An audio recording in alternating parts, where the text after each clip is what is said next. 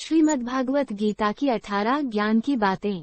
सुख एवं आनंद मनुष्य के भीतर ही निवास करते हैं, परंतु मनुष्य उसे स्त्री में, घर में और बाहरी सुख प्राप्ति के लिए ढूंढ रहा है। श्री कृष्ण कहते हैं कि भगवान उपासना केवल शरीर से ही नहीं बल्कि मन से भी करना चाहिए। ईश्वर का वंदन उन्हें प्रेम बंधन में बांधता है। मनुष्य की वासना ही उसके पुनर्जन्म का कारण होती है। मनुष्य इंद्रियों के अधीन है, इसलिए उसके जीवन में विकार और परेशानियां आती हैं। मनुष्य के अंदर धैर्य, सदाचार, स्नेह और सेवा जैसे गुण सत्संग के बिना नहीं आते हैं। श्री कृष्ण कहते हैं, जिस प्रकार शरीर से वस्त्र मैल होने पर बदलते हैं, ठीक उसी प्रकार मन में यानी हृदय में मैले होने से उसे निकाल देना चाहिए। जवानी में जिसने ज्यादा पाप किए हैं, उसे बुढ़ापे में नींद नहीं आती है, उसे वह पश्चाताप में बिताते हैं।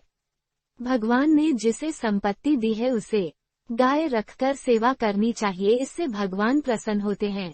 जुआ, मदिरापान, परस्त्री गमन, अनैतिक संबंध, हिंसा, असत्य, मद, आसक्ति और निर्दयता, इन सब में कलयुग का वास है, इसलिए इसका और एक नाम है घोर कलयुग। अधिकारी शिष्य को यानी जो ज्ञान प्राप्त करने में परिश्रम करते हैं, उसे सद्गुरु, अच्छा गुरु अवश्य मिलता है। भगवान श्री कृष्ण कहते हैं कि मनुष्य को अपने हृदय को बार बार समझने की कोशिश करनी चाहिए। ईश्वर के सिवाय उसका कोई नहीं है। साथ ही यह विचार करना चाहिए कि उसका कोई नहीं है इस ब्रह्मांड में भी जो उसका साथ देगा। भोग में क्षणिक क्षण भर के लिए सुख प्राप्त होता है, साथ ही त्याग में स्थायी आनंद है। श्री कृष्ण कहते हैं कि सत्संग ईश्वर की कृपा से मिलता है, परंतु कुसंगति में पड़ना मनुष्य के अपने ही विचारों के कारण होता है। लोभ और मोह माया, किसी से अधिक लगाव पाप के माता पिता कहे जाते हैं। साथ ही लोभ पाप का बाप ही है।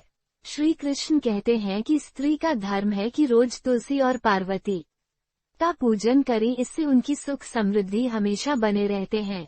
मनुष्य को अपने मन और बुद्धि पर हमेशा विश्वास नहीं करना चाहिए, क्योंकि ये बार बार मनुष्य को दगा देते हैं।